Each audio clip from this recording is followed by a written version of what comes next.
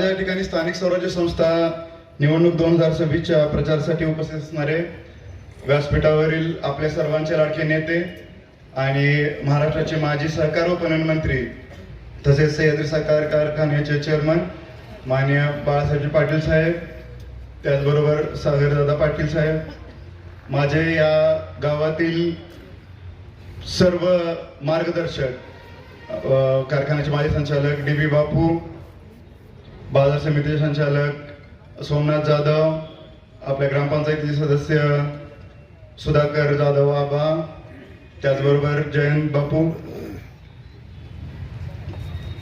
त्याचप्रमाणे उपस्थित असणारे या व्यासपीठावरील आपल्या उमरस गटातील गावातील सर्व सन्मानित तसं सर्व सोसायटीचे सदस्य, त्याचप्रमाणे चेअरमन, त्याचप्रमाणे ग्रामपंचायतीचे विविध ग्रामपंचायती सदस्य, ते आपण सर्व उपस्थित मतदार बंधू भगिनींनो, भारताला स्वातंत्र्य 1947 साली मिळालं आणि पहिली सार्वत्रिक निवडणूक जी आहे ती 1951 साली लढली गेली. ही निवडणूक जी लढली गेली ती लोकसभेसाठी होती. लोकसभा ही 5 वर्षामधून येणारा आणि देशाच्या पातळीवर निर्णय घेण्यासाठी बनवलेली संस्था आहे आणि त्याप्रमाणेचे निर्णय त्यावेळी घेतले गेले.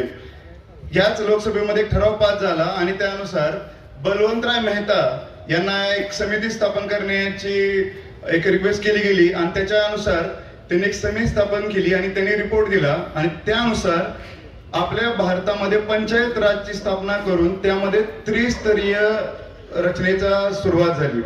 या त्रिस्तरीय रचनेचा अर्थ ग्रामपंचायत, पंचायत समिती आणि जिल्हा परिषद. 1962 साली महाराष्ट्राने या त्रिस्तरीय रचनेप्रमाणे यशवंतराव चव्हाण साहेबांच्या मार्गदर्शनाखाली 1962 मध्ये आपण ही त्रिस्तरीय रचना आपण अवलंबली आणि 62 मध्ये आपण जिल्हा परिषदेच्या पहिल्या निवडणुकीला किंवा स्थापनेची सुरुवात झाली आणि तिथून पहिल्या निवडणुकीला सामोरे गेलो. हे एवढं करण्यामागचं कारण फक्त एवढंच होतं की सत्तेचं विकेंद्रीकरण.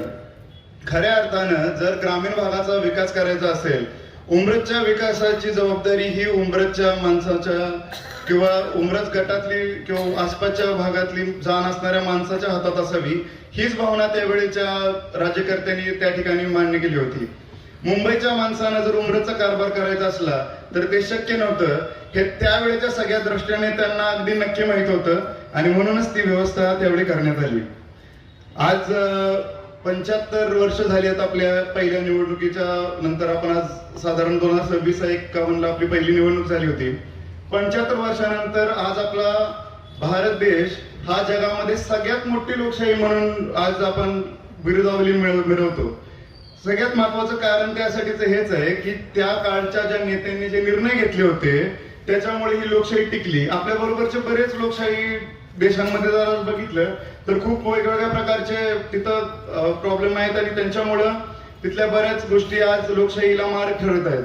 पण आपल्या संविधान जे की डॉक्टर बाबासाहेब आंबेडकरांनी जे लिहिलं त्या संविधानावरती जेव्हा आपला हा देश चाललोय आणि त्या संविधानामुळेच आणि त्यांनी दिलेल्या जे मार्गदर्शन केलं आपल्याला देश चालवण्यासंदर्भातलं, याच्यामुळेच आज आपण आपली लोकशाही टिकून आहे आणि आपण जगातली सगळ्यात मोठी लोकशाही म्हणून आज या ठिकाणी वावरतोय.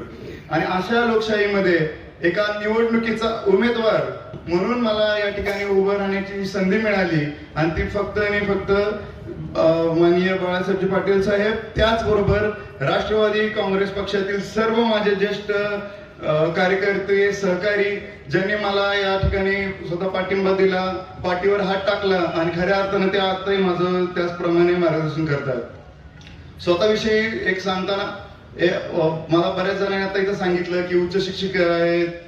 मी स्वतःविषयी एवढंच सांगतो की मी MBA शिक्षण पूर्ण केलेलं आहे, जे की सगळ्यात जास्त शिक्षण. त्याच्या आधी मी BSc ॲग्रीचं शिक्षण पूर्ण केलेलं आहे. त्यामुळे एका अर्थानं शेती आणि व्यवसाय त्याचबरोबर नोकरी अशा तिन्ही प्रकारचा एक अनुभव माझ्या पाठीशी आहे, एवढं मात्र नक्की. आज एवढं सांगतो की ह्याच्या आधी ह्या व्यासपीठावर येण्याचा एकदा मला योग आला होता. फक्त माझं तोंड या साईडला नव्हतं तर त्या साईडला होतं. त्याचं कारण होतं की मी 10वीला असताना मुलांमध्ये पहिला आलो होतो आणि माझा सत्कार इथं घेतण्यात आला होता आणि त्यासाठी मला त्यावेळी इथं येऊन तो सत्कार स्वीकारण्याचा योग आला होता.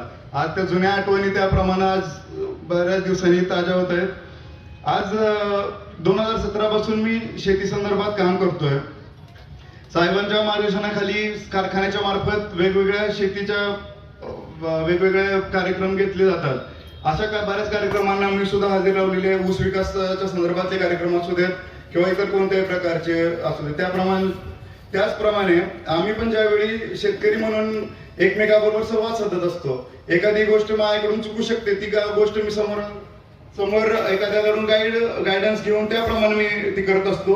तसंच माझ्याकडे जे काही अनुभव असतील ते त्याप्रमाणे त्यांना देत असतो. अशा रीतीनं एक शेतकऱ्यांच्या समस्या ज्या पूर्णपणे किंवा जास्तीत जास्त समस्यांची माहिती ही मला अगदी नक्की एवढं या ठिकाणी सांगतो. आज जास्तीचं काही बोलत नाही, आपल्याला बराच वेळ आहे अजून, आपल्याला साहेबांना पण ऐकायचं आहे. पण उमरजच्या विकासाचं विजन हे आज उमरजवासी इथं आहेत किंवा उमरज जिल्हा परिषद गटातील सर्व लोक इथं आहेत. उमरजच्या विकासाचं विजन जे आहे ते मात्र तुमच्या समोर मांडतोय. आज आपण उमरजमध्ये किंवा उमरज हे गाव राहिलं नाही तर निमशहरी किंवा शहरी आपली शहर तयार झालेलं आहे. उमरजमध्ये आपण पहिल्यांदा उमरज रिव्हर फ्रंट नावाचा एक प्रोजेक्ट हाती घेण्याचा आपण डोक्यात घेतलेला आहे. उमरजला खऱ्या अर्थानं समृद्ध असे नदीचा किनारा किंवा काठ लाभलेला आहे आणि त्याच्यावरती घाटांचं जवळजवळ 500 ते 700 फुटापर्यंत खूप चांगलं असं बांधकाम आहे, पण दगडी बांधकाम आहे.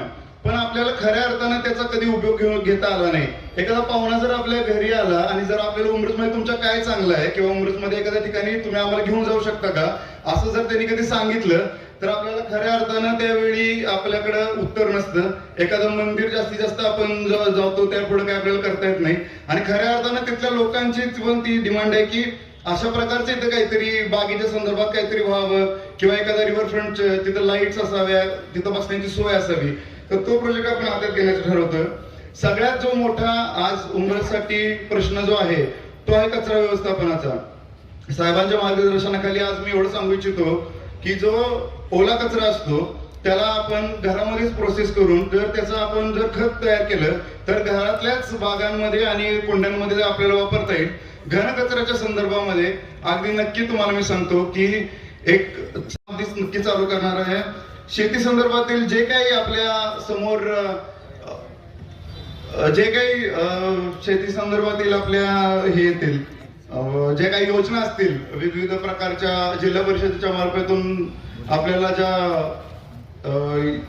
शेतकऱ्यांसाठी राबवता येतील त्या सर्व योजना प्रत्येक शेतकऱ्यापर्यंत पोहोचतील. याच्यामध्ये मला एक पार्टचा कार्यकर्ता म्हणून जेवढा आनंद आहे तेवढाच आनंद एक शेतकरी म्हणून सुद्धा असणार आहे. आज या ठिकाणी तुमच्या समोर बोलताना अगदी एवढं नक्की सांगतो की खऱ्या अर्थानं तुम्ही आज समोर इथं बसलाय, मला ऐकताय, पण तुम्हाला माझ्याकडून एक मी ग्वाही किंवा एक नक्की शब्द या ठिकाणी देतो. ज्या घरातून मी आलोय त्या आमच्या घराला 3 पिढ्यांचा राजकारणाचा समाजकारणाचा वारसा आहे. जो शब्द मी आज इथं देतोय तो शब्द एखाद्या नेत्याचा, पुढाऱ्याचा किंवा अजून कोणत्याही याचा नसून एक तुमच्यातल्याच माणसाचा. आणि अशा घराने कधी शब्दाला जिथं कायम किंमत दिली पैशापेक्षा किंवा इतर कोणत्याही गोष्टीला, अशा घरातून अशा आलेल्या एका मुलाकडून हा शब्द तुम्हाला देतोय. उमरजच्या आणि आसपासच्या परिसराच्या विकासासाठी मी जिल्हा परिषद सदस्य म्हणून जे काही मला करता येईल ते 100% मी सांगतो 100% आपण त्या ठिकाणी करणार आहोत. आणि जे विकासाचे विजन साहेबांच्या मार्गदर्शनातून आपल्याला मिळणार आहे त्याचं आपण परिपूर्णपणे असं पालन करणार आहोत. आज तुमच्या समोर उभं राहून या ठिकाणी मला भाषणाची संधी मिळते तर त्यात तुम्हाला मतदारांसाठी आवाहन करतो. उमरजच्या परिपूर्ण विकासासाठी आणि संपूर्ण गावाच्या विकासासाठी तसेच यशवंत विचार जागवण्यासाठी आणि राजकारण समाजकारणामध्ये सुसंस्कृतपणा जपण्यासाठी आपल्या सर्वांचे बहुमूल्य मत हे मी संग्रामसिंह जयवंतराव जाधव, जिल्हा परिषद गट नंबर 55, तसेच माझ्याबरोबर तळबीड गणाचे जयवंत लालासो मोहिते आणि उमरज गणासाठी संगीता संजय चव्हाण, आमच्या तिघांची ही खूण आहे तुतारी वाजवणारा माणूस.